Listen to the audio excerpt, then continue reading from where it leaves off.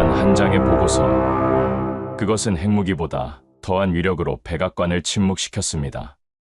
버튼만 누르면 미국조차 날려버릴 준비가 되어 있다는 선언. 나토 전략가들은 경악했고 CIA 분석관들은 믿을 수 없다는 듯 머리를 감쌌죠. 70년간 동맹의 발밑에서 무엇이 준비되어 왔는지 전혀 몰랐던 미국의 오만함이 역사상 가장 거대한 착각이었음이 증명되는 순간이었습니다. 모두가 불가능하다 외쳤지만 결국 현실로 증명한 기적. 강대국의 위협 앞에서도 묵묵히 준비해온 자주와 존엄의 최후 카드. 이제 세계는 더 이상 그 나라를 얕볼 수 없게 되었습니다. 역사의 물줄기를 뒤바꾼 주인공. 그 나라는 바로 대한민국입니다. 지금부터 그 놀라운 현장 속으로 들어가 보시죠. 미국에서 날아온 충격적인 이야기. 바로 시작합니다. 그리고 지금 어디에서 시청하고 계신지 댓글로 남겨주세요. 여러분의 이야기도 듣고 싶습니다. 그 전에 잠깐 1초 만에 누를 수 있는 좋아요 버튼을 꾹 눌러주시면 영상 제작에 큰 힘이 됩니다. 그럼 바로 사연 시작하겠습니다. 안녕하세요. 제 이름은 리처드 핸더슨입니다. 이곳 대한민국의 평택 캠프 험프리스에서 미 육군전략기획부 소속 중령으로 복무한 지 어느덧 10년이 훌쩍 넘었네요. 뉴욕주 웨스트포인트 육군사관학교를 최우등으로 졸업한 후 제 젊은 시절을 온전히 바쳤던 곳은 이라크와 아프가니스탄의 끝없는 모래바람과 폭격 속이었습니다. 저곳은 태양이 지평선 너머로 사라지는 순간부터 곧바로 죽음의 그림자가 짙게 드리워지는 곳이었고 어둠이 찾아오면 언제 끝날지 알 수 없는 박격포의 섬광과 굉음 속에서 다음날 새벽을 무사히 맞이할 수 있을지 확신할 수 없는 채로 침낭에 몸을 맡기곤 했습니다. 사막의 밤하늘에 별빛이 아무리 아름답게 반짝여도 저희에게는 적의 야간 공격을 알리는 신호탄일 가능성을 먼저 의심해야 하는 처절한 현실이었습니다. 그런 치열한 전장의 삶을 10여 년간 버텨온 제가 처음으로 한국 땅을 밟게 되었을 때 솔직히 마음속으로는 그저 주어진 2년의 파견 기간을 무난히 채우고 조용히 미국으로 돌아갈 생각뿐이었지만 그런 단순한 예측은 정말이지 한없이 순진한 것이었다는 걸 곧 깨달았습니다. 한국에 첫 발을 내딛는 순간부터 저를 압도한 것은 상상을 뛰어넘는 체계적 질서와 효율성이었어요. 그리고 무엇보다 거리를 걸어가는 사람들의 눈빛 속에서 느껴진 낯설지만 따뜻한 인간적 온기는 제게 문화적 충격에 가까운 감동을 안겨주었죠. 주말마다 아내 유진의 외할머니 댁을 찾아가 전통 김치를 담그는 법을 배우며 자란 두 아이들의 천진난만한 웃음소리 속에서 저는 점차 이 땅이 단순한 해외 주둔지가 아닌 인생의 진정한 중심축이 되어가고 있다는 사실을 깨달을 수 있었습니다. 아이들은 어느새 햄버거보다 길거리 떡볶이를, 크리스마스 선물보다 설날 세배돈을 더 기다리는 완전한 한국 아이가 되어 있었고 제 아내 유진 또한 평택 시내의 전통시장에서 장을 보고 이 땅에서 가장 깊은 평안함과 소속감을 느끼며 살아가고 있었습니다. 이제 대한민국은 제게 있어 외국이 아닌 삶의 근본적 일부이자 저희 가족의 뿌리와 미래가 함께 숨쉬고 성장하는 제2의 진짜 고향과도 같은 존재가 되어 있었습니다. 그러던 어느 날 2025년 초봄의 화요일 아침 제게 주어진 평온한 일상은 예상치 못한 거대한 충격파에 의해 산산조각 나고 말았는데 지휘부 작전회의실의 차디찬 강철 테이블에 앉아 여느 때와 다름없이 하루 업무를 시작하려던 제 책상 위로 진홍색 최고기밀 인장이 선명하게 찍힌 한 장의 극비 문건이 조용히 내려앉았습니다. 1급 비밀, 즉시 열람 후 폐기라는 무거운 글자가 뚜렷하게 박힌 저 문건 속에는 도저히 믿기 어려운 충격적인 내용이 빼곡히 기재되어 있었고 저는 첫 문장을 읽어내려가는 순간 등골을 타고 흐르는 서늘한 전율의 파동을 온몸으로 느꼈어요. 문서에는 당시 워싱턴 행정부의 핵심 수뇌부에서 전격적으로 제기한 전략적 요구사항이라며 대한민국이 향후 방위비 분담금으로 무려 100억 달러, 한국 돈으로 환산하면 약 13조 원이라는 천문학적 금액을 추가로 부담해야 하며 만일 이를 거부하거나 수용하지 않을 경우에는 주한미군의 단계적 완전 철수까지도 심각하게 고려될 수 있다는 협박적 내용이 상세히 기술되어 있었습니다. 마치 지난 70여 년간 피와 땀으로 쌓아올린 동맹의 숭고한 역사와 신뢰, 한국전쟁에서 함께 흘린 피로 맺어진 형제적 협력의 소중한 세월들이 마치 한 장의 백지처럼 가볍게 취급되기라도 하듯 저 냉혹한 숫자는 순식간에 한미 관계 전체를 뿌리째 흔들어 놓을 위협적인 무게로 제 앞에 다가왔습니다. 책상 위에 놓인 보고서를 바라보는 제 손끝이 미세하게 떨리기 시작했고 문서의 검은 활자들이 일순간 흐릿하게 번져 보이는 듯한 착각까지 들었습니다. 회의실 안을 가득 채운 여러 고위 장교들의 얼굴에도 평정이라고 부를 만한 침착함은 어디에서도 찾아볼 수 없었습니다. 차라리 이 모든 게 잘못된 정보이거나 오해에서 비롯된 해프닝이었기를 간절히 바랐지만 눈앞의 현실은 참담할 정도로 명확하고 냉정했어요. 바로 그 순간 어떤 장교는 억눌려 있던 분노를 더 이상 참지 못하겠다는 듯 저 요구사항은 상식과 도리를 완전히 벗어난 노골적 협박이라며 목소리를 높여 항의했으며 또 다른 장교는 고개를 깊이 떨군 채 침묵 속에서 혀를 차며 한숨을 내쉬었습니다.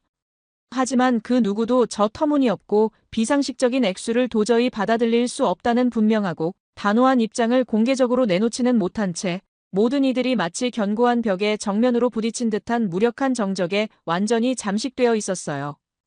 저희는 누구보다도 잘 알고 있었습니다. 한국은 이미 수년 전부터 전 세계에서 가장 높은 수준의 방위비 분담금을 성실히 부담해 오고 있으며 연간 약 11억 달러에 달하는 저 엄청난 규모는 일본이나 독일 같은 경제 강국들조차 능가하는 세계 최고 수치라는 명백한 사실을 말입니다. 게다가 지금 저희가 발을 딛고 서 있는 이곳 캠프 험프리스. 이 거대하고 현대적인 군사기지는 총 공사비만 무려 108억 달러 규모의 초현대식 첨단 군사도시이며 이 중에서 자그마치 90%에 해당하는 97억 달러 이상을 대한민국이 자발적으로 부담했다는 사실은 그 누구도 부정하거나 외면할 수 없는 역사적 진실이었습니다.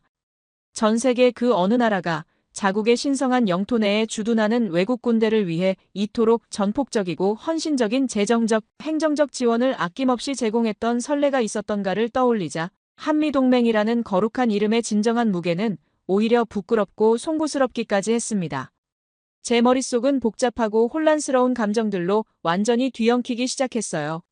수많은 연합작전과 훈련 속에서 함께 생사의 기로를 넘나들며 형제보다도 끈끈한 전우애를 나누어 왔던 한국군 장교들의 진실한 우정, 아이들이 매일 다니는 캠프 내 국제학교의 세계 최고 수준의 교육 환경과 시설, 아내가 정기적으로 다니는 병원의 정확하고 신속한 최첨단 의료 시스템, 이 모든 소중한 것들이 지금 이 순간 얄팍한 문건 한 장 앞에서 무참히 무너져 내리는 듯한 착각에 빠졌습니다.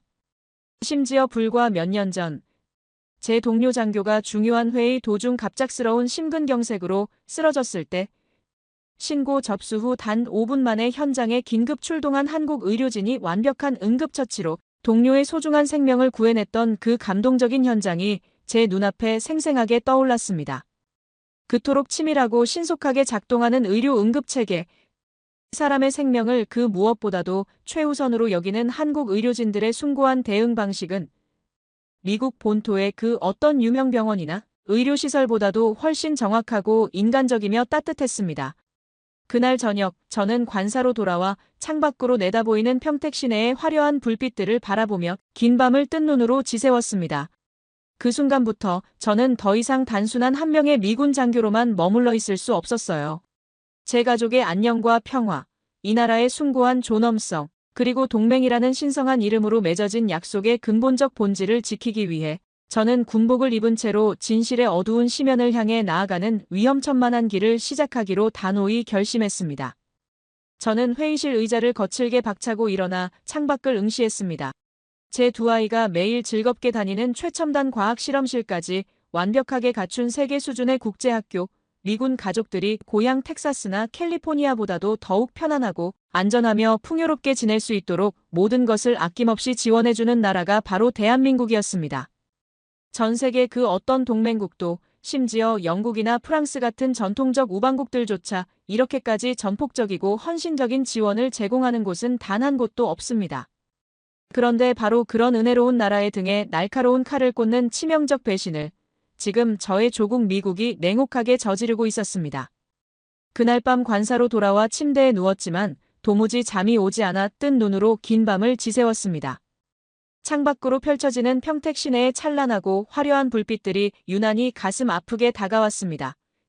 70여 년 전 한국전쟁의 처참한 포화로 완전한 잿더미와 폐허만 남았던 이 황무지 위에서 저 눈부신 불빛들을 다시 밝히기 위해 한국 사람들이 얼마나 많은 피땀과 눈물, 그리고 불굴의 의지를 쏟아부었을지 생각하니 가슴 깊은 곳이 먹먹하게 막혔습니다.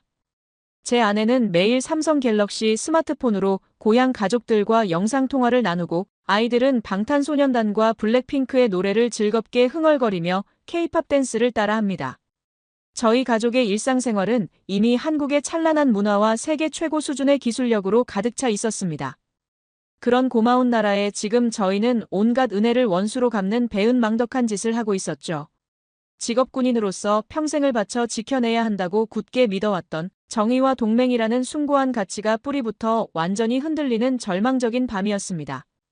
저는 이 부당하고 불의한 현실의 근본적 원인을, 그 속에 교묘하게 감춰진 어두운 비밀을 제 손으로 직접 파헤쳐야겠다고 비장하게 결심했습니다. 이 모든 복잡한 문제의 실마리와 의혹의 시작점은 아주 오래전 미국이 한국을 처음으로 저버리려 했던 바로 그 시절로 거슬러 올라간다는 충격적 사실을 저는 그때까지 전혀 알지 못했습니다. 공식적인 정부 자료나 군부 문서들만으로는 이 복잡한 사태의 진정한 본질과 핵심에 결코 다가갈 수 없다고 명확히 판단한 저는 결국 그 누구도 상상하지 못했던 특별한 인물을 찾아가기로 과감히 결심했습니다. 바로 아내 유진의 외삼촌이자 과거 국방과학연구소에서 반평생을 바쳐 헌신했던 박진우 박사였습니다. 다음 날 약속된 시각, 서울 한강변의 조용한 산책로에서 저희는 조심스럽게 만났어요. 유유히 흘러가는 거대한 한강은 마치 이 땅에 장구한 시간과 소중한 기억들을 오랜 세월 동안 묵묵히 품어온 살아있는 생명체처럼 경건하게 느껴졌습니다. 도심 특유의 분주한 소음들이 있었지만 그 안에서도 전혀 흐트러짐이나 혼란은 없었는데 강변공원에서 정성스럽게 준비한 도시락을 나누는 화목한 가족들, 바쁜 일상 속에서도 여유를 잃지 않고 분주히 걸어가는 직장인들, 자전거를 타고 시원하게 질주하는 순수한 아이들의 모습들이 하나의 아름다운 조화로 자연스럽게 얽혀 있었고 그 생동감 넘치는 평화로운 일상 속에서 저는 문득 이 모든 소중한 장면들이 얼마나 값지고도 위태로운 평화의 귀중한 결과물인지를 가슴 깊이 실감할 수 있었습니다. 저는 이 순간만큼은 계급장을 단 미군 장교가 아니었습니다. 제 앞에 놓여진 것은 직업적 사명감보다 훨씬 깊고 절실한 진실에 대한 간절한 갈망이었고 동맹관계의 심각한 균열 앞에서 깊은 무력감을 느낀 채 자존심과 책임감의 아슬아슬한 경계선에 선 한 명의 평범한 인간이었습니다. 박진우 박사님께 조심스럽고도 신중하게, 그러나 가슴 깊은 곳에서 우러나오는 절절함으로 지금의 심각한 현실을 상세히 털어놓았습니다. 최근의 방위비 협상 사태가 이 나라의 소중한 명예와 존엄을 어떻게 무참히 짓밟고 훼손했는지, 한미동맹이라는 숭고한 이름이 더 이상 신뢰와 우정의 아름다운 언어가 아닌 냉혹한 이익계산의 비정한 수단으로 처참히 전락하고 있는 개탄스러운 현실을, 그 충격적인 과정에서 제가 느낀 깊은 절망과 혼란, 그리고 더 이상 가만히 지켜볼 수만은 없게 만든 뜨거운 울분의 진정한 실체를 모두 꺼내놓았습니다. 박진우 박사는 깊은 사색에 잠긴 채 묵묵히 제 이야기를 경청했습니다. 방위비 분담을 둘러싼 최근의 심각한 갈등과 대립, 그리고 동맹이라는 신성한 이름 아래 조국 미국이 처한 심각한 도덕적 딜레마와 모순, 제가 뼛속 깊이 느낀 처절한 절망과 배신감, 그리고 이제는 더 이상 외면하거나 회피할 수 없는 무거운 책임감과 사명의식, 이 모든 복잡하고 어두운 현실을 차근차근 천천히 전해드리자 박사님은 매우 긴 침묵과 깊은 사유의 시간을 거쳐 고개를 조심스럽게 들고 유유히 흘러가는 한강 위로 은은하게 번져가는 석양 해물을 깊이 응시하며 조심스럽게 입을 열었습니다. 박사님의 첫마디는 마치 수십 년간 굳게 닫혀있던 오래된 비밀의 문을 조심스럽게 여는 듯한 소리처럼 신중하고 무게감이 있었으며 동시에 역사의 무게를 온몸으로 짊어진 듯한 숙연함이 배어 있었습니다. 박사님은 지난 1970년대 미국이 역사상 처음으로 한국의 주한미군의 단계적 철수 가능성을 노골적으로 언급하며 동맹이라는 숭고한 명분 뒤에 교묘하게 숨겨진 정치적 압박의 날카로운 칼날을 무자비하게 꺼내들었던 바로 그 암울하고 절망적인 시절로부터 장대한 이야기를 시작했습니다. 당시의 대한민국은 스스로를 지켜낼 군사적 자산도 독립적 방위 체계도 국제사회에서의 발언권조차 극도로 빈약했던 그야말로 국가 안보의 아슬아슬한 벼랑 끝에 위태롭게 매달려 있던 비참한 존재였다고 뼈아프게 회고했습니다. 박사님의 증언에 따르면 미국은 동맹이라는 아름다운 이름을 내세우며 각종 군사 무기 판매와 수출을 지속적으로 추진하면서도 정작 미사일 기술과 레이더 시스템, 첨단 통신체계 등 국방력의 핵심이 되는 결정적 기술들에 대해서는 기술 이전을 철저하고 완벽하게 봉쇄했으며 대한민국은 자주적으로 무기를 개발하고 생산하는 독립적 국가가 아니라 단순히 기술을 빌려 쓰는 종속적이고 의존적인 국가로 철저히 분류된 채 국방 주권의 자율성과 독립성을 완전히 제한받는 굴욕적 처지에 놓여 있었다고 뼈아프게 증언했습니다. 심지어 당시에는 중거리 미사일 개발 프로젝트조차 지역 군사 균형을 해친다는 일방적 명분과 구실 아래 계속해서 백지화되기 일쑤였고, 그런 억압적 현실 속에서 조국을 지키려는 한국의 과학자들과 연구진들은 국가 안보를 지키기 위한 최소한의 자위 수단조차 완전히 외면당하는 처절한 서름과 분노를 감내해야만 했다고 절절히 토로했습니다. 박사님은 이러한 현실을 단순한 외교적 무례나 일시적 모욕이 아니라 하나의 민족과 국가의 근본적 존엄성에 대한 명백하고 노골적인 도전이자 모독이라고 단호하게 정의했습니다. 그리고 바로 그 절망적 좌절과 분노의 한복판에서 마치 불사조가 재에서 다시 일어나듯 시작된 것이 바로 백곰이라는 암호명을 가진 비밀 프로젝트였다고 조심스럽게 밝혔습니다. 극도로 폐쇄되고 은밀한 연구 환경 속에서 핵심 부품 하나하나를 해외 각국에서 비밀리에 조달하고 밀반입해야 했으며 참고할 수 있는 설계도나 모형조차 전혀 없는 절망적 상황에서 오직 순수한 이론적 지식과 불굴의 의지만으로 하나씩 조립해 나가야 했던 극한의 고통과 시련의 연속이었습니다. 수없는 실패와 좌절이 끊임없이 거듭되었고 연구 예산은 언제나 턱없이 부족했으며 성공을 공개적으로 인정받거나 자랑할 수 있는 통로조차 전혀 없었지만 연구진들이 단 한순간도 포기하거나 절망하지 않았던 근본적 이유는 오직 하나뿐이었습니다. 박사님은 떨리는 목소리로 그 시절의 연구진들이 가슴 깊이 품고 있던 철학을 전해주었는데 바로 우리 민족의 운명과 미래는 더 이상 타국의 소나기에 맡겨둘 수 없다는 절박하고도 숭고한 신념이었습니다. 박진우 박사는 한강변 산책로에서 걸음을 완전히 멈추며 매우 조심스럽고 의미심장하게 말씀하셨습니다. 모든 주권 국가에는 그 누구에게도 쉽게 설명하거나 공개할 수 없는 최종적이고 궁극적인 비밀 설계도가 반드시 존재한다고, 일반적인 정상 외교나 전통적 군사 전략으로는 절대 감당하거나 해결할 수 없는 극한의 위기 상황에서만 비로소 작동하는 특별한 시스템이 국민의 절대다수는 평생에 걸쳐 그 존재조차 전혀 알 수 없는 국가의 최후 보루이자 최종 시나리오가 그 신비롭고도 위험찬 이름이 바로 백호라고 엄숙하게 말씀하셨습니다. 박사님은 그 이상의 구체적 내용이나 세부 사항에 대해서는 더 이상 언급하지 않으셨지만 박사님의 깊고 단호한 눈빛은 이미 수많은 것들을 웅변적으로 말하고 있었습니다. 그 신성한 단어가 지닌 압도적 무게와 불굴의 결기, 그리고 그 숭고한 이름 안에 고스란히 담겨진 대한민국이라는 나라의 집단적 침묵과 단호한 준비 의지의 장대한 역사. 저는 더 이상 어떤 질문도 하지 않고 말없이 그 모든 것을 겸허하게 받아들였습니다.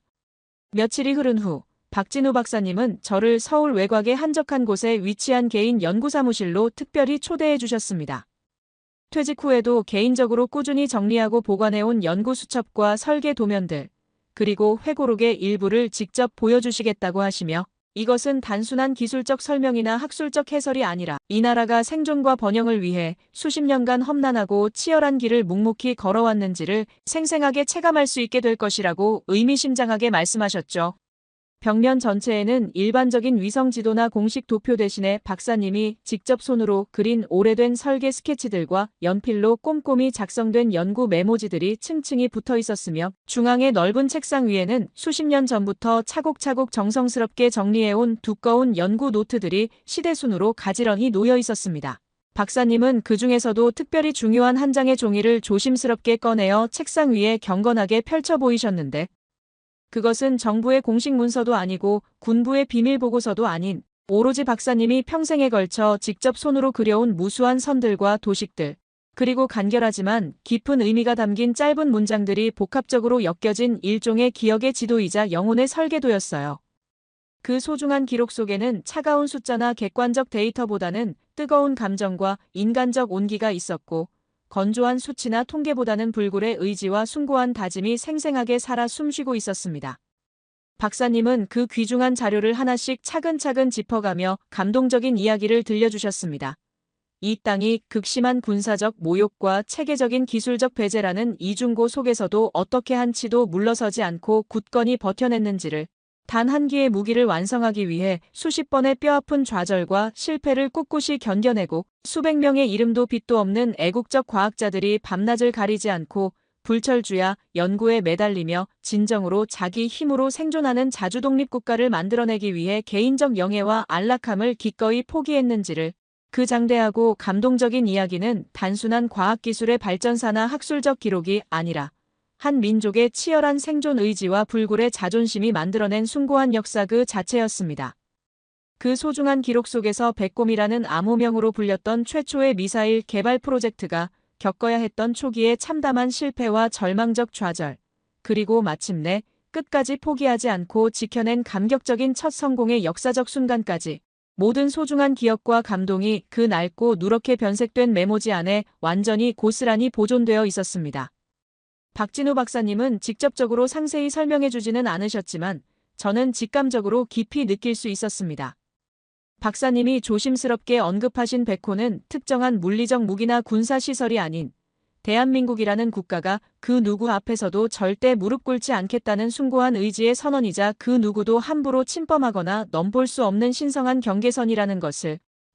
그날 이후 저는 캠프 험프리스의 제 사무실로 돌아와 아무도 없는 깊은 야간의 고요한 정적 속에서 박사님의 깊이 있는 설명과 소중한 수첩 속 기록들의 단편들을 반복해서 되새기며 지금까지 제가 미처 보지 못했고 깨닫지 못했던 한국의 숨겨진 이면과 진실, 그리고 강대국의 일방적 논리로는 결코 이해되거나 설명될 수 없는 독창적이고 독자적인 전략적 사고의 놀라운 단서들을 차근차근 떠올리기 시작했습니다. 이제 확실하고 분명한 사실은 더 이상 대한민국은 그 누구에게도 허락이나 승인을 받아야만 비로소 존재할 수 있는 종속적 국가가 결코 아니었다는 것입니다. 한국 사람들은 이미 오래전부터 철저하고 치밀하게 준비된 불굴의 의지와 전략적 사고로 진정한 의미에서 스스로의 힘으로 모든 것을 결정하는 자주독립 국가가 되어 있었습니다. 바로 그것이 백호라는 신성하고 위험찬 두 글자에 압축되어 담긴 진정한 의미이자 숭고한 철학이었습니다. 박사님은 사무실 한 구석에 설치된 오래되고 견고한 금고 안에서 극도로 조심스럽게 한 개의 소형 외장 저장 장치를 꺼내셨고 아무런 말씀 없이 책상 위에 놓인 대형 모니터의 전원을 켠 채 깊은 침묵 속에서 재생 버튼을 천천히 눌러주셨습니다. 컴퓨터 화면이 밝게 켜지자 고정된 카메라 각도에서 촬영된 것으로 보이는 극비 영상이 또렷하게 흘러나오기 시작했습니다. 흐린 회색빛 하늘 아래 펼쳐진 거대하고 웅장한 콘크리트 구조물들 사이에서 상상을 뛰어넘는 크기의 거대한 형체가 서서히 그리고 위험차게 수직으로 상승하고 있었고 곧이어 천지를 뒤흔드는 엄청난 굉음과 함께 하늘을 시원하게 가르며 힘차게 솟구쳐 오른 발사체 하나가 찬란한 불꽃의 긴 꼬리를 화려하게 그리며 순식간에 시야에서 완전히 사라져버렸습니다. 그 압도적이고 장엄한 장면은 겨우 몇 초에 불과한 짧은 시간이었지만 제 뒷목을 타고 온몸으로 퍼져나가는 강렬한 전율과 감동은 한참 동안 쉽게 가시지 않았습니다. 무엇보다 충격적인 것은 그 발사체의 비행 패턴이 제가 지금까지 알고 있던 그 어떤 기존 미사일의 발사 형태나 궤적과도 완전히 달랐다는 점이었습니다. 일반적인 탄도미사일의 예측 가능하고 규칙적인 포물선 궤적이 아닌 대기권 진입 후에도 예측 불가능한 급격한 방향 전환을 수차례 반복하며 최종 목표점을 향해 돌진하는 극히 이례적이고도 혁신적인 비행 형상이었습니다. 박진우 박사님은 여전히 아무런 설명 없이 화면을 조용히 정지시키셨고 다음으로 보여주신 것은 한국 과학자들이 직접 개발한 일련의 정교한 시뮬레이션 영상과 함께 책상 위에 가지런히 정리되어 있던 극비 기술 메모 서류 몇 장이었습니다. 그 놀라운 자료들 안에는 마하 10을 가뿐히 넘나드는 극초음속 기동체의 정밀한 추정 궤적과 데이터, 적국의 모든 방공망을 완전 무력화시킬 수 있는 가능성 분석, 실전 배치 여부를 정확히 판단하기 위한 종합적 운용 시뮬레이션 결과 등이 상세하게 담겨 있었고 특히 기존의 미군이 세계 최강이라고 자랑해오던 패트리어트와 사드 방어 체계를 순식간에 무력화시키는 가상 모의 교전 데이터와 결과는 저로 하여금 완전히 말문이 막히게 만들었습니다. 하지만 진짜 충격은 여기서 끝나지 않았습니다. 박사님이 추가로 보여주신 다른 기밀 문서에는 한국이 독자적으로 개발한 차세대 미사일 방어 체계, 이른바 LSAM이라는 암호명으로 명명된 혁신적 기술적 접근법이 상세히 포함되어 있었고, 이 놀라운 시스템은 단순한 수동적 방어를 완전히 뛰어넘어 마하 10을 넘나드는 극초음속 발사체마저도 정확하게 요격하고 무력화시킬 수 있는 차세대 통합방어 플랫폼으로 설명되어 있었습니다. 공격용 창과 방어용 방패를 동시에 완벽하게 지닌 그야말로 공격과 방어가 하나로 통합된 혁신적 군사 시스템이 이미 구현 단계를 넘어 실전 배치 직전 단계에까지 진입했다는 놀라운 사실에 제 손끝과 온몸이 미세하게 떨려오기 시작했습니다. 박진우 박사님은 깊은 침묵 속에서 또 다른 극비 서류 한 장을 조심스럽게 제게 내밀어 주셨습니다. 그 문서에는 한국이 독자 개발한 다연장 로켓 시스템 천무의 정밀한 단면, 설계도 일부가 첨부되어 있었고, 무엇보다 주목할 점은 탄두부 구조 내부에 상당한 크기의 여유 공간이 의도적으로 확보되어 있다는 사실이었습니다. 그리고 그 신비로운 공간이 단지 설계상의 우연한 결과가 아니라 매우 특정하고도 중요한 목적을 위해 치밀하게 계산되고 의도적으로 설계되었음을 강력히 암시하고 있었습니다. 특수방사능 차폐 구조와 극한 고온을 견뎌내는 내열 코팅 시스템, 그리고 자동으로 밀폐되는 첨단 컨테이너 기술, 이 모든 고도의 기술적 사양들이 하나의 충격적 가능성을 명확히 가리키고 있었습니다. 바로 그 순간 제 머릿속에서 무언가가 번개처럼 선명하게 맞물리며 연결되었습니다. 불과 수년 전 태평양 팔라우 인근 해역에서 각국 지진 관측소에 동시에 포착되었던 정체불명의 강력한 인공 지진파와 충격파, 그리고 바로 그 시점과 정확히 일치했던 대한민국 차세대 전략 잠수함 도산 안창호함의 비밀스러운 항적과 이동 경로. 당시 미국과 일본, 중국의 모든 해양 감시 체계가 총동원되었음에도 불구하고 원인을 정확히 특정하지 못한 채 미해결 상태로 조용히 종결되었던 그 미스터리한 사건 기록들이 지금 이 순간 복잡한 퍼즐처럼 하나씩 완벽하게 맞춰지고 있었습니다. 이제 분명해졌습니다. 그것은 결코 단순한 미사일 성능 실험이나 일반적인 무기 체계 테스트가 아니었습니다. 이미 오래전부터 대한민국은 전술핵 탑재를 전제로 한 완벽한 플랫폼과 운반 체계를 은밀히 확보하고 있었고, 바로 그 압도적 위력과 기술적 완성도를 전 세계를 향해 실증하는 일종의 조용하지만 강력한 기술적 선언을 침묵 속에서 이미 완료했을 가능성이 매우 높다는 충격적 의미였습니다. 그동안 미국이 해고산이라는 보호막과 통제의 이름으로 완전히 감싸고 관리하고 있다고 안일하게 믿어왔던 이 나라는 실제로는 이미 오래전에 그 제한적 울타리와 종속적 틀을 과감히 뛰어넘어 스스로 당당히 걸어 나온 완전한 독립국가였고, 이제는 그 누구의 허락이나 승인도 전혀 필요 없는 완전하고 독립적이며 자주적인 핵전략 국가로서의 지위를 확고히 자리매김하고 있었던 것입니다. 그 충격적 사실 앞에서 저는 미군 장교로서 수십 년간 쌓아온 모든 전략적 관념과 군사적 상식이 근본부터 서서히 무너져 내리고 있음을 뼈아프게 느꼈습니다. 저희는 동맹이라는 신성한 이름 아래 결국 잠자고 있던 거대한 호랑이의 예민한 코털을 무모하게 건드리고 있었던 것입니다. 그리고 마침내 운명의 순간이 도래했습니다. 바로 그 위대한 호랑이가 천천히 그리고 위험차게 몸을 일으키는 역사적 순간이 말입니다. 워싱턴에서 대한민국 정부를 향한 공식적인 최후 통첩이 전달되었고, 백악관 브리핑룸에 직접 모습을 드러낸 미국 대통령은 만약 한국이 방위비 대폭 인상이라는 합리적 제안을 받아들이지 않는다면 동맹 관계의 근본적 재검토에 들어갈 수밖에 없다고 엄중히 선언했습니다. 그 발언의 진정한 의미는 너무나 명확했습니다. 주한미군의 완전 철수를 협상 카드로 꺼내며 한국을 절망적 벼랑 끝으로 몰아넣으려는 노골적이고 무자비한 압박이었어요. 전 세계 언론은 일제히 서울 정부의 반응을 긴장감 넘치게 주시했고, 펜타곤의 중앙상황실은 한국이 곧 굴복하며 무릎을 꿇을 것이라는 확신에 찬 기대감으로 들끓고 있었습니다. 하지만 서울에서 날아온 대답은 모든 예상을 완전히 뒤엎는 섬뜩할 정도로 침착하고 단호한 것이었습니다. 예정된 시각, 대한민국 외교부 대변인이 기자회견장 단상에 올라 수백 개의 카메라 플래시가 번쩍이는 가운데 어떤 감정의 동요도 없는 차분한 목소리로 정제된 발표문을 또렷하게 읽어 내려갔습니다. 미국 측 요구에 대한 그 어떤 반박이나 항의도 없었습니다. 단지 대한민국 정부는 현 시점을 동맹관계의 미래지향적 재편과 완전한 자주국방 역량 강화의 결정적 전환점으로 판단한다는 선언과 함께 전시작전 통제권의 조기 완전 환수를 포함한 모든 전략적 변화를 본격 추진하겠다는 단호한 입장만이 정확하고 단정적으로 발표되었을 뿐이었습니다. 그 순간 펜타곤 상황실의 공기가 완전히 얼어붙었습니다. 모니터를 응시하던 고위 장군들의 얼굴에서 여유로운 미소가 순식간에 사라졌고 누군가는 당황한 채로 복도를 서성이며 급하게 상부에 보고하기 시작했습니다. 저는 직감적으로 알 수 있었습니다. 이것은 단순한 외교적 수사나 협상 전술이 아니라 박진우 박사님이 언급했던 백호의 존재를 전제로 한 전략적 완전 자립의 역사적 선언이며 한국이 더 이상 미국의 보호막 아래 의존하는 나라가 아니라는 전 세계를 향한 냉정한 경고였습니다. 그날 이후 워싱턴은 전례 없는 혼란 속으로 빠져들었습니다.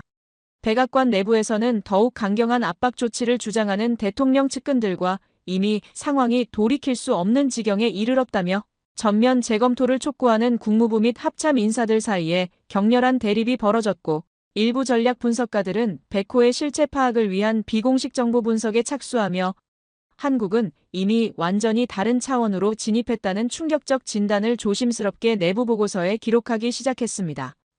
결국 미국은 강경 대응을 잠정 보류한 채 내부 전략 전면 재정립에 들어갔고 사실상 그 터무니없는 요구안은 중단이 아닌 보류라는 명목하에 조용히 철회되는 분위기로 흘러갔습니다. 이 모든 격변 속에서 한미 양국은 포괄적 전략 동맹이라는 새로운 틀 아래 완전히 수평적이고 대등한 파트너십으로 관계를 재정립해 나가기 시작했습니다. 이는 수직적 보호와 종속의 낡은 질서가 마침내 종언을 고하고 진정한 상호 존중이 싹트는 역사적 전환점이었습니다. 저는 이 모든 사태의 진실을 군 생활 마지막 보고서에 담아냈고 그 마지막 장에는 단 하나의 문장만을 적었습니다. 저희는 지난 70년간 한국을 보호해왔다고 믿었지만 진실은 전혀 달랐습니다. 보고서 제출 후 처음으로 아무 일정 없는 하루를 보내며 캠프 험프리스 밖에서 바라본 평택의 하늘은 유난히 맑고 높았습니다. 몇 달 후 아들과 함께 찾은 태권도장에서 검은 띠 심사를 받는 아이의 모습을 보며 저는 깨달았습니다. 진정한 강함이란 목소리를 높이거나 힘으로 압박하는 것이 아니라 어떤 외압에도 흔들리지 않고 묵묵히 자신을 단련하며 필요할 때 단호하게 존엄을 지켜내는 힘이라는 것을, 바로 그것이 제가 이 땅에서 목격한 대한민국의 진정한 본질이었습니다. 도장벽의 태극기가 은은한 햇살 아래 잔잔히 일렁이는 모습을 보며 저는 제복 입은 군인 이전에 이 위대한 나라의 가족으로서 함께 호흡하며 살아가야 한다는 사실을 비로소 깨달았습니다. 전쟁의 폐허에서 일어나 스스로의 힘으로 기적을 써내려온 대한민국이 앞으로도 그 누구에게도 흔들리지 않는 자주와 존엄의 나라로 영원히 빛나기를 진심으로 기원하며 제 이야기를 마치겠습니다. 모두 안녕히 계세요. 오늘의 사연 어떻게 들으셨나요? 한 나라의 선택과 준비가 결국 세상을 뒤흔들 만큼의 힘으로 돌아온다는 점이 참 인상 깊었습니다. 강대국의 그림자 속에서도 흔들리지 않고 묵묵히 자신만의 길을 걸어왔다는 게 결국 지금의 결과로 이어진 게 아닐까 싶네요. 앞으로 이 길이 어떤 미래로 이어질지는 아무도 알 수 없지만 한 가지 분명한 건 그 어떤 외압에도 무너지지 않는 의지와 준비가 있을 때 비로소 진정한 존엄이 지켜진다는 사실이겠죠. 여러분은 어떻게 생각하시나요? 여러분의 생각을 아래 댓글에 남겨주세요. 미국이 발칵 뒤집혔습니다. 실리콘밸리의 수많은 혁신, 독일의 정밀 기술, 일본의 장인 정신, 그 어떤 초강대국도 해내지 못한 일을 이뤄낸 작은 나라의 기술력이 세계 무대를 사로잡았는데요. 세계 에너지 시장의 패러다임과 글로벌 강대국의 자존심을 송두리째 뒤흔든 그 충격적인 이야기, 지금 시작합니다. 그리고 어디에서 듣고 계신지 아래 댓글에 나눠주세요. 그 전에 잠깐 1초 만에 누를 수 있는 좋아요 버튼을 꾹 눌러주시면 영상 제작에 큰 힘이 됩니다. 그럼 바로 사연 시작하겠습니다. 안녕하세요. 저는 앨리스 리베라라고 합니다. 미국 CNN에서 7년째 경제와 에너지 산업을 담당하는 기자로 일하고 있어요. 스탠퍼드 대학교에서 에너지 시스템 공학과 국제관계학을 공부했습니다. 그곳에서 세계 에너지 시장의 지형도와 미국의 기술 패권이 어떻게 글로벌 에너지 정책을 좌우하는지 심도 있게 배웠고 미국의 선진 기술과 자부심을 품으며 세계 여러 나라의 에너지 정책을 파헤치는 일을 해왔습니다. 하지만 지금 제가 전하려는 이야기는 제 인생을 완전히 뒤흔든 충격적인 경험에 관한 것이에요. 작년 겨울 어느 날 모든 것이 시작됐습니다. CNN 본사 건물 안, 평소와 다름없는 분주한 뉴스룸의 풍경 속에서 저는 또 다른 기사를 마무리하고 있었어요. 화면에는 2025년 친환경 에너지 기술 전망이라는 제목의 기사 초안이 보였습니다. 손가락으로 키보드를 두드리다 문득 멈춰 서서 깊은 한숨을 내쉬었어요. 매일같이 재생에너지의 획기적 발전, 전기차가 가져올 혁명, 탄소 중립 사회를 향한 도전과 같은 단어들을 반복해서 쓰다 보니 더 이상 새롭게 느껴지지 않았습니다. 5년 전이나 지금이나 똑같은 미래만 이야기하고 있다는 생각이 들었어요. 화려한 재생에너지 시스템이 금자탑처럼 우뚝 서리라 예측했지만 실상은 여전히 기약 없는 기다림뿐이었습니다. 책상 위에는 과거에 썼던 기사들이 쌓여 있었어요. 태양광 혁명, 전기차가 바꿀 미래, 풍력 에너지의 약속과 같은 제목의 기사들이 있었습니다. 처음에는 세상을 바꿀 초격차 기술이라 믿었지만 시간이 지나면서 점점 근거 없는 기대감만 부풀려왔다는 의문이 들기 시작했어요. 세계가 인정한 미국의 에너지 혁신에 대한 제 자부심은 날이 갈수록 흔들리고 있었습니다. 한때는 굳게 믿었던 미래 에너지에 대한 청사진이 실생활에 얼마나 와닿지 않는지 깨달았어요. 사무실 맞은편에서 팀장인 존 콜린스가 제게 새로운 취재건을 가지고 다가왔습니다. 시선도 들지 않고 또 다른 실리콘밸리 배터리 신기술이나 텍사스 태양광 사업에 관한 것인지 물었어요. 그러나 존의 대답은 예상과 달랐는데 이번에는 한국 부탄가스 회사에 관한 취재라고 말했습니다. 그 말에 고개를 들고 완전히 황당한 표정을 지으며 캠핑용품을 왜 취재해야 하는지 의아해했습니다. 그러나 존은 자료를 건네며 한국 부탄가스가 세계 시장에서 주목받고 있고 특히 안전기술이 뛰어나다면서 설명했습니다. 비웃음을 참을 수 없어 부탄가스가 친환경 에너지라는 것이 농담이 아닌지 되물었지만 존은 단호하게 탄소 중립만 파다가 시야가 좁아지고 혁신은 예상치 못한 곳에서 나오는 법이라고 말했습니다. 유엔과 여러 에너지 기관에서 LPG를 탄소 중립으로 가기 위한 브릿지 에너지로 재조명하고 있다는 설명에 어쩔 수 없이 자료를 받아들었습니다. 한국의 부탄가스에 정말 기대할 게 있을까? 화석 연료의 마지막 발버둥은 아닐까 하는 의구심이 들었습니다. 다음 날 CNN 사무실 휴게실에서 일본 특파원으로 3년을 지낸 아시아 전문가 마이클과 이야기를 나누었어요. 마이클은 한국을 언급하자 즉시 비웃는 표정을 지으며 일본을 따라가는 나라에서 무슨 혁신을 기대할 수 있겠냐고 반문했죠. 일본에 있을 때 느꼈던 점은 다소 불편한 면이 있더라도 일본이 분명 아시아의 선도 국가라는 확신이었다고 했어요. 그의 말에 따르면 한국은 단지 일본의 그림자 속에서 기술을 모방하는 나라에 불과했고 그의 표정에서는 일본의 세련된 디자인, 정밀 기술, 수세기에 걸친 장인 정신에 대한 깊은 경외심이 읽혔습니다. 저 역시 이에 동의하며 이번 취재가 더 우스운 일임을 지적했습니다. 부탄가스라니 그야말로 시대착오적인 주제라고 생각했어요. 세계가 인공지능과 우주산업을 논하는 시대에 저는 고작 해야 불을 켜는 작은 연료캔을 취재하러 한국까지 간다는 것이 못내 우습게 느껴졌죠. 마이클은 듣자마자 폭소를 터뜨렸습니다. 세계의 기술을 선도하는 미국이 한국의 부탄가스에서 뭘 배운다고? 그는 진심으로 그 발상 자체를 농담처럼 여겼고 저도 그 웃음에 휘말려 따라 웃었어요. 우리는 한국의 기술력에 대해 얘기하며 근거 있는 자신감이라기보다 어디서 생겨난 건지도 모를 자만심 같다고 농담 반 진담 반으로 말했죠. 그 순간만큼은 정말로 그렇게 믿었습니다. 이 작은 아시아 국가가 그것도 부탄가스 따위로 세계에 무언가를 보여줄 수 있다는 생각 자체가 한없이 비현실적으로 느껴졌으니까요. 취재 준비를 하면서 이미 기사 제목을 구상했는데 9세대 연료의 마지막 발버둥, 한국 부탄가스의 비극적 도전. 그렇게 비꼬는 기사를 쓰기 위해 충분한 자료만 수집하면 된다고 생각했어요. 하지만 지금 돌이켜보면 제가 얼마나 좁은 시각으로 세상을 바라보고 있었는지 깨닫게 됩니다. 미국의 자부심이 제 눈을 가렸던 거예요. 취재 출발 일주일 전, 저는 한국에 대한 자료를 좀 더 찾아보기로 했습니다. 기사를 쓰려면 최소한의 배경 지식은 필요했으니까요. 인터넷을 검색하며 한국의 에너지 산업에 대한 정보를 모았어요.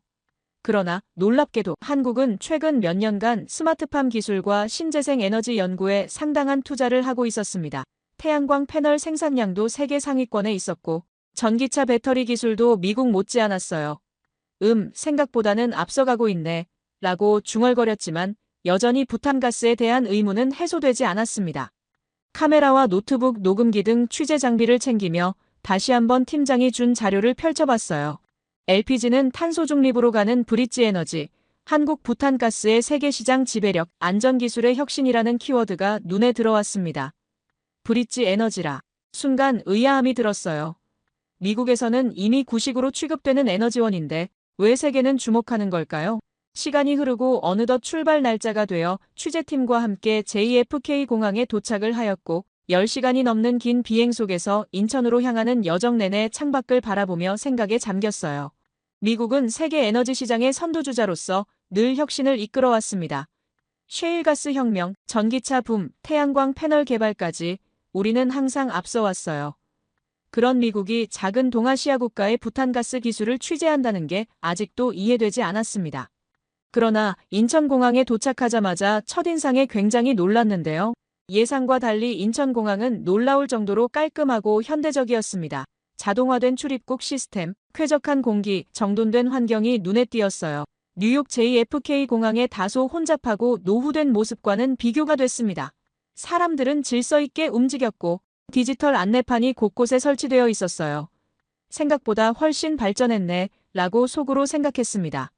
입국장을 나오자 정장 차림의 한 남성이 제 이름이 적힌 팻말을 들고 서 있었어요. 리베라 기자님이십니까? 유창한 영어로 말을 건네는 그는 한국에너지공단 소속 남상일 연구원이었습니다. 네, 맞습니다. 저는 간단히 대답했어요. 남상일 연구원은 단정한 외모에 친절한 미소를 띠고 있었습니다. 한국에 오신 것을 환영합니다. 오늘부터 제가 안내를 맡게 되었어요. 그는 제 짐을 받아들며 말했습니다. 서울로 향하는 차 안에서 남상일 연구원은 한국의 에너지 산업에 대해 설명하기 시작했는데요. 한국은 자원이 부족한 나라입니다. 그래서 효율적인 에너지 사용이 무엇보다 중요해요. 특히 LPG 같은 에너지원은 우리에게 매우 중요한 자원입니다. 저는 형식적인 미소로 고개를 끄덕이며 물었어요. 솔직히 궁금합니다. 왜 부탄가스인가요? 미국에선 이미 구식 기술이에요. 캠핑이나 바베큐에나 쓰는 연료인데요. 남상일 연구원은 미소를 지으며 대답했습니다. 에너지의 가치는 첨단성보다 실용성에 있다고 생각하지 않으세요? 한국의 부탄가스는 단순한 연료가 아니라 생활혁명이자 안전기술의 정점입니다. 내일 공장에 가시면 이해하실 거예요. 그의 자신감 넘치는 태도가 의아했어요. 차창 밖으로 보이는 서울의 빌딩들과 화려한 간판들, 첨단 기술이 돋보이는 도시 풍경이 지나갔습니다. 한편으로는 인상적이었지만 다른 한편으로는 여전히 의심이 가득했어요. 호텔에 도착해 체크인을 마친 후 남상일 연구원은 내일의 일정표를 건네주었습니다. 내일 아침 8시에 로비에서 만나요. 천안에 있는 부탄가스 생산 공장으로 안내해드리겠습니다. 저는 고개를 끄덕였어요. 방으로 돌아와 창밖으로 보이는 서울의 야경을 바라보며 생각했습니다. 과연 뭘 보여줄 수 있을까? 에너지 강국인 미국이 한국의 작은 가스캔에서 배울 것이 있다니 여전히 믿기 어려웠어요. 그날 밤 노트북을 열어 다시 한번 취재 계획을 점검했습니다. 9세대 연료의 마지막 발버둥이라는 제목이 여전히 마음에 들었어요. 하지만 오늘 본 한국의 모습은 제가 상상했던 것과는 달랐습니다. 서울의 첨단 인프라와 깔끔한 도시 환경, 그리고 남상일 연구원의 자신감 넘치는 태도가 계속 머릿속에 맴돌았어요. 내일은 어떤 충격적인 광경을 보게 될까? 그때는 몰랐습니다. 이 여정이 제 인생에서 가장 큰 반전이 될 거라는 사실을요. 다음 날 아침, 남상일 연구원과 함께 천안에 위치한 부탄가스 공장으로 향했습니다.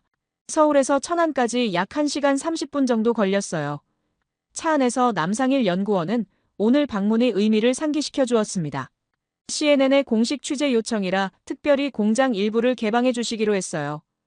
평소엔 외부인 출입이 철저히 통제되는 곳입니다. 그 말에 저는 한국에너지공단의 협조가 이번 취재에 중요한 역할을 했음을 깨달았습니다. 공장에 도착하자 웅장한 규모의 시설이 펼쳐졌어요. 이곳의 면적이 약 13만 2천 제곱미터라는 사실에 저는 놀라움을 감출 수 없었습니다. 제가 상상했던 작은 시설과는 완전히 달랐어요. 공장 정문에는 보안 요원들이 철저하게 출입을 통제하고 있었습니다. 남상일 연구원이 미리 예약된 방문임을 확인시켜 주었고 우리는 방문자 배지를 받아 목에 걸었어요. 남상일 연구원을 통해 특별 허가를 받아 사전 약속된 공장 방문이 이루어졌는데 입구에서 CNN 신분증을 제시하고 보안 게이트를 통과하는 과정에서 예상보다 훨씬 엄격한 보안 절차가 진행되었습니다. 촬영 담당 미첼은 모든 카메라 장비를 일일이 검사받아야 했으며 촬영 가능 구역에 대한 상세한 제한 사항을 문서로 전달받았어요. 분명 이곳은 일반적인 제조 시설과는 다른 고도의 기술 보안이 요구되는 공간이었습니다. 공장 로비에서 황병석 팀장이 전문적인 태도로 맞이했는데 그는 우선 회의실로 안내하여 방문 일정에 대한 철저한 브리핑을 시작했어요. 대형 스크린에 나타난 회사 소개 자료는 상당히 체계적으로 구성되어 있었습니다. 황 팀장은 촬영 제한 구역을 명확히 설명하며 허가된 시설 외 어떠한 촬영도 불가능함을 강조했어요. 그만큼 기술 유출에 대한 민감도가 상당히 높은 기업임을 직감할 수 있었습니다. 브리핑에서 가장 충격적이었던 정보는 생산 규모였는데요. 이 회사는 200여 명의 직원이 3교대로 근무하며 하루에 70만 개 이상의 부탄가스 연관을 생산한다는 사실이었습니다. 더욱 놀라운 점은 전 세계 부탄가스 시장 점유율의 90%를 차지하며 현재 80개국으로 수출하고 있다는 황 팀장의 설명이었어요. 이 수치가 사실인지 다시 한번 확인했을 때 황병석 팀장은 자신감 넘치는 표정으로 재확인해 주었습니다. 가장 큰 충격은 미국 시장에 관한 정보였는데 미국에서 사용되는 부탄가스 제품의 상당수가 이곳에서 생산된다는 사실이었어요. 다만 현지 브랜드로 포장되어 판매되기 때문에 미국 소비자들은 한국 제품임을 인식하지 못한다는 설명에 완전히 믿기지 않는 기분이었습니다. 전문 에너지 기자로서 이런 사실을 모르고 있었다는 점이 더욱 당혹스러웠어요. 브리핑 후 황병석 팀장은 방진복과 안전모, 마스크, 귀마개를 일행에게 전달했습니다.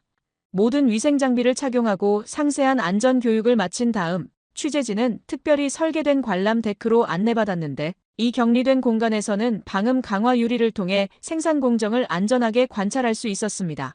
눈앞에 펼쳐진 광경은 압도적이었어요. 마치 정밀한 시계처럼 끝없이 이어진 컨베이어 벨트 위로 수천 개의 부탄가스 캔이 완벽한 리듬으로 움직이고 있었습니다. 황병석 팀장의 각 공정에 대한 설명은 마치 교수의 강의처럼 정확하고 깊이 있었어요.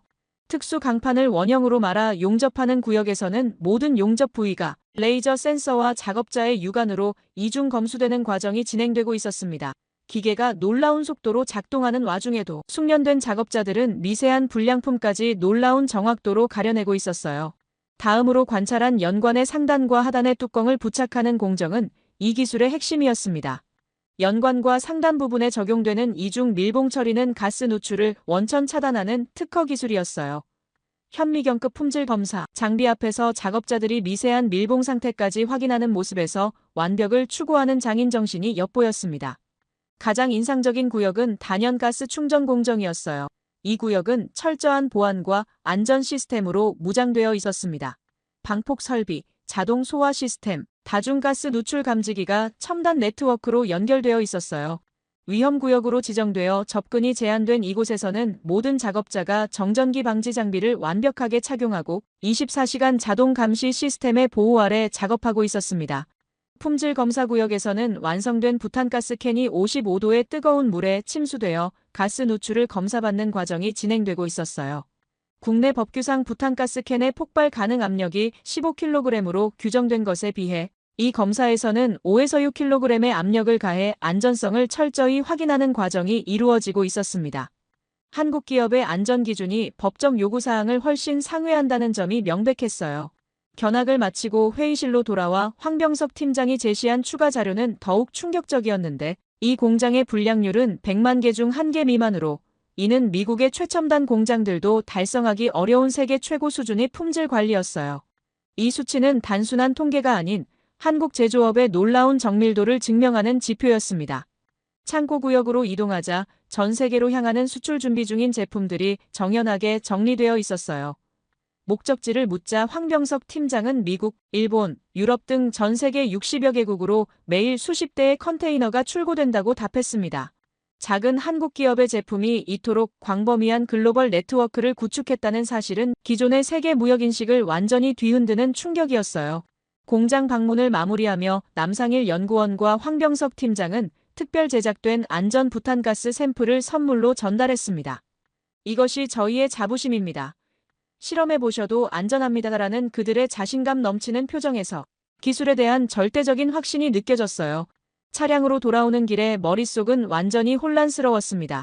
미국에서 일상적으로 사용해왔던 제품이 실은 한국산이었다는 사실, 그리고 그 뒤에 숨겨진 놀라운 기술력과 철저한 품질 관리 시스템의 존재는 에너지 전문 기자로서의 자존심마저 무너뜨렸어요. 이제 이 기술의 역사적 배경과 글로벌 영향력에 대해 더 깊이 알고 싶다는 열망이 강하게 일어났습니다. 공장 방문 다음 날, 남상일 연구원은 더 깊은 이야기를 들려주기 위해 우리를 한국에너지공단 사무실로 초대했습니다.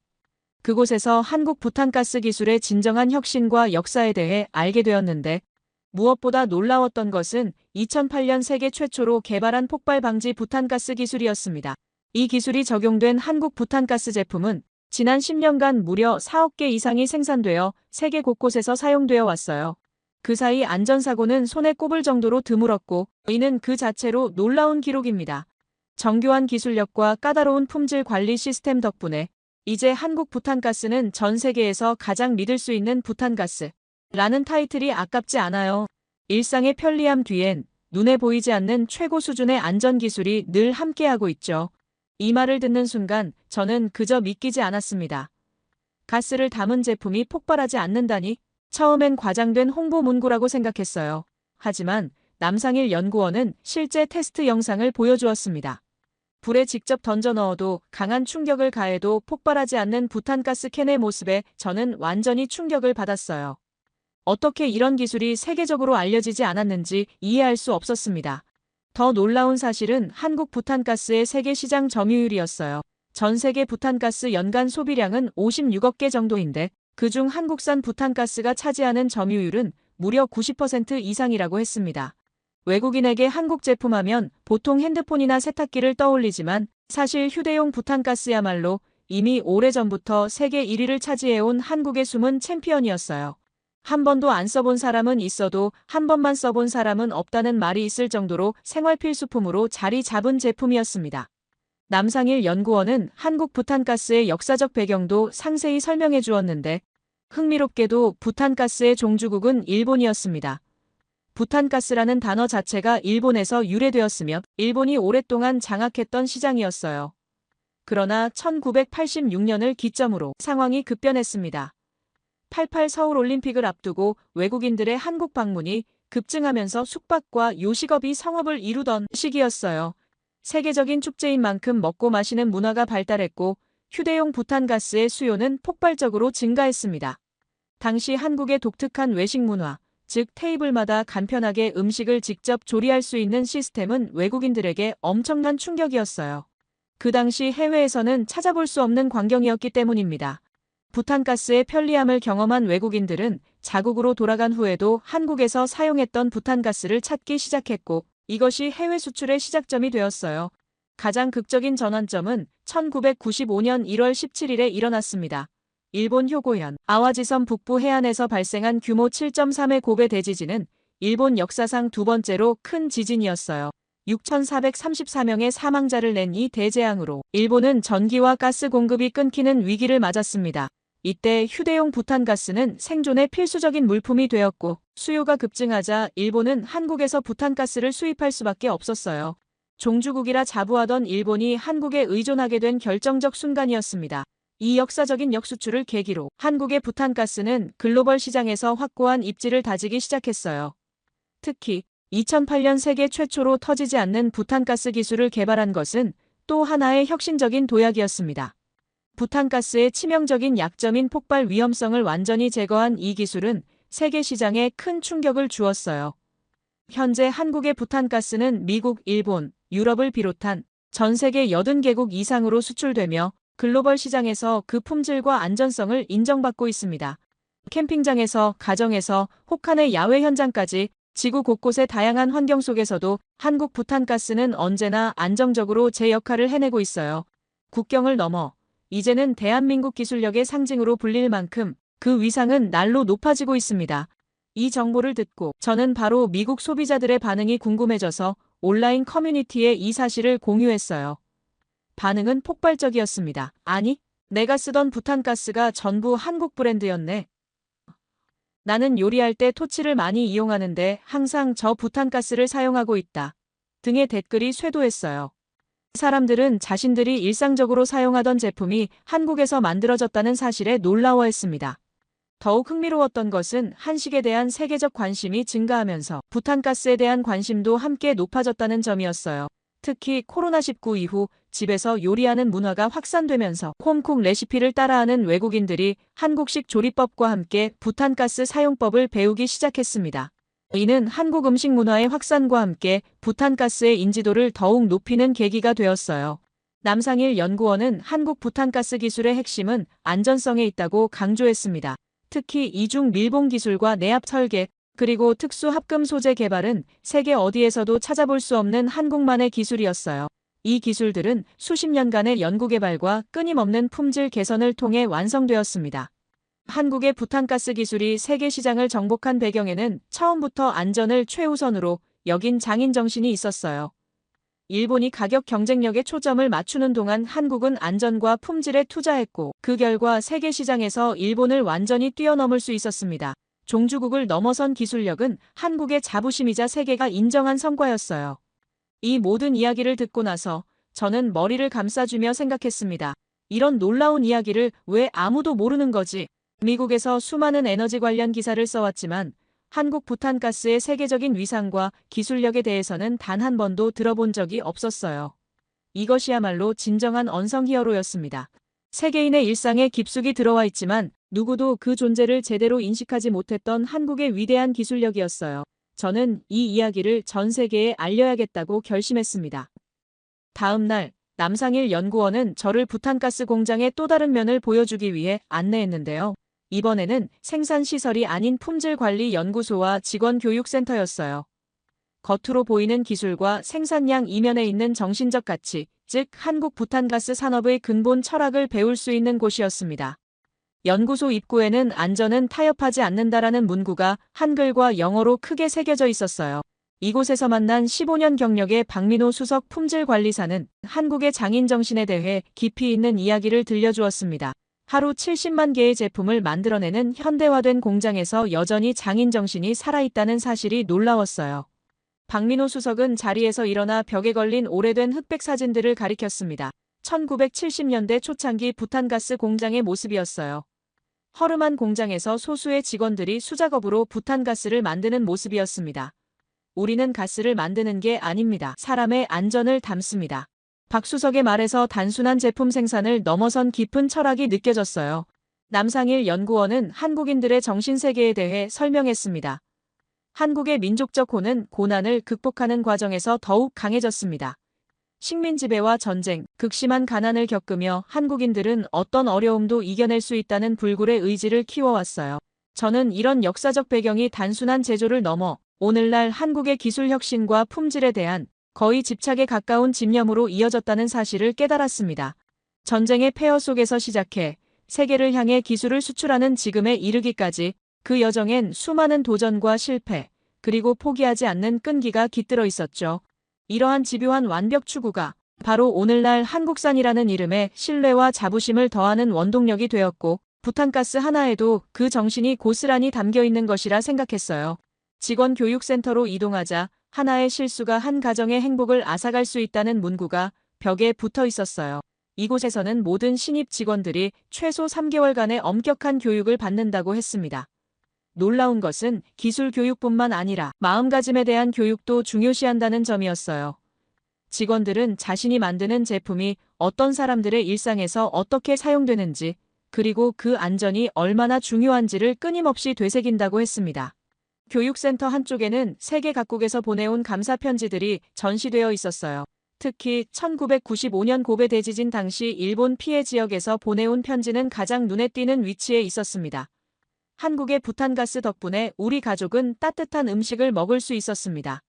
생명을 구해주셔서 감사합니다. 이 진심 어린 감사의 말들은 이 제품이 단순한 상품이 아닌 생명과 안전을 지키는 도구임을 증명했어요. 한국 전통 철학관으로 꾸며진 휴게 공간에서 남상일 연구원은 더 깊은 이야기를 들려주었습니다. 한국인들에게 정과 책임감은 매우 중요한 가치입니다. 우리는 제품을 통해 보이지 않는 인연을 맺는다고 믿어요.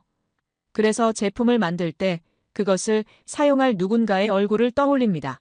이런 정서적 연결이 단순한 품질 관리를 넘어서는 한국 특유의 제품 철학이었어요. 남상일 연구원은 계속해서 한국의 빨리빨리 문화와 완벽주의가 어떻게 조화를 이루는지 설명했습니다. 한국인들은 빠른 속도를 추구하면서도 결과물의 품질은 절대 타협하지 않아요. 이 모순적인 가치관이 오히려 혁신을 이끌어냈습니다. 실제로 부탄가스 공장에서 본 생산 속도와 품질 관리의 완벽한 균형은 이 철학을 증명하고 있었어요.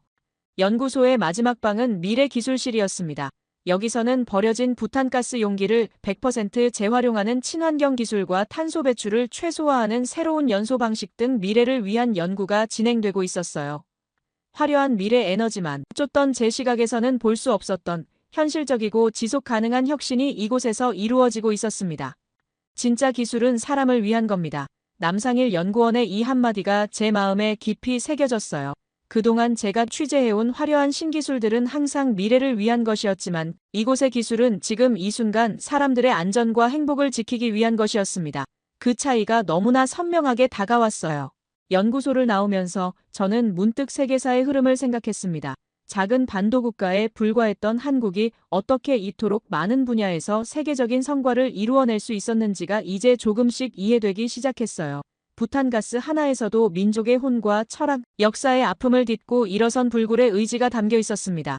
이는 반도체, 조선, 자동차, 문화 콘텐츠 등 다른 분야에서의 성공에도 공통적으로 흐르는 정신이었어요. 호텔로 돌아오는 길에 저는 묘한 감정에 사로잡혔습니다. 세계 최강국 미국의 기자로서 늘 다른 나라를 평가하는 입장이었지만 이제는 제가 평가받는 기분이었어요. 한국이라는 작은 나라가 세계사에 미치는 영향력이 실로 경이로웠습니다. 제가 매일 쓰던 부탄가스에서조차 세계를 바꾸는 혁신과 철학이 담겨 있었다니 얼마나 많은 것을 보지 못하고 살아왔는지 깨달았어요. 그날 밤 호텔 창문 너머로 서울의 야경을 바라보며 저는 결심했습니다. 이 이야기는 반드시 미국에, 아니 전 세계에 알려야 한다고요. 지금까지 저는 기자로서 미래의 화려한 기술만 좇았지만 진정한 혁신은 사람을 위한 가치에서 시작된다는 것을 이제야 깨달았습니다. 제 눈빛이 달라졌어요. 이게 진짜 혁신이구나 라는 확신이 들었습니다. 한국에서의 취재를 마치고 돌아가는 길, 저는 완전히 달라진 시각을 갖게 되었는데요. 그동안 미국의 기술 우월성만을 절대적으로 믿어왔던 저의 좁은 세계관은 말 그대로 무너져 내렸습니다. 작은 금속 캔 하나 속에 담긴 정밀함, 장인 정신, 그리고 한치의 타협도 허용하지 않는 철학이 지금 이 순간에도 세계 곳곳의 일상을 더 안전하고 편리하게 바꾸고 있었던 겁니다. 이건 단순한 연료 캔이 아니라 진심과 기술이 녹아든 한국의 정신 그 자체였어요. 그리고 저는 그것이야말로 진정한 기술의 힘이며 세계 선도자라는 이름에 가장 걸맞은 모습이라고 확신하게 되었습니다. 화려한 미래 기술이 아닌 지금 이 순간 사람들의 삶과 안전을 지키는 기술, 그것이 한국이 세계에 선사한 가치였던 거죠. 앞으로 저는 진정한 혁신을 찾아 더 깊이 들여다보는 기자가 되려 합니다. 세상에는 아직 알려지지 않은 위대한 이야기들이 기다리고 있으니까요. 이제 미국으로 돌아가 이 놀라운 이야기를 전할 준비를 해야겠어요. 세계가 한국의 숨겨진 저력을 알게 될 시간이 왔습니다. 작은 부탄가스 캔에서 시작된 발견의 여정이 여러분에게도 새로운 시각을 선물했기를 바랍니다. 이 놀라운 여정에 함께해 주셔서 감사합니다. 모두 안녕히 계세요. 오늘의 사연 어떻게 들으셨나요? 작은 기술 하나가 세계를 움직이는 힘을 가질 수 있다는 놀라운 이야기였습니다. 때로는 화려한 미래보다 우리 일상 속 안전과 편리함이 진정한 혁신일 수 있습니다. 누구도 주목하지 않던 분야에서 세계 1위를 차지한 기술력, 그리고 그 뒤에 숨겨진 장인 정신과 철학이 가장 인상적이었습니다. 우리 주변에는 아직 발견되지 않은 위대한 이야기가 얼마나 많을까요? 여러분의 생각을 아래 댓글에 남겨주세요. 1초밖에 걸리지 않는 구독과 좋아요, 알림 설정은 영상 제작에 큰 힘이 됩니다. 지금까지 감동을 담아 여러분께 진심을 전하는 감동담기였습니다. 오늘 하루도 행복한 하루 보내세요.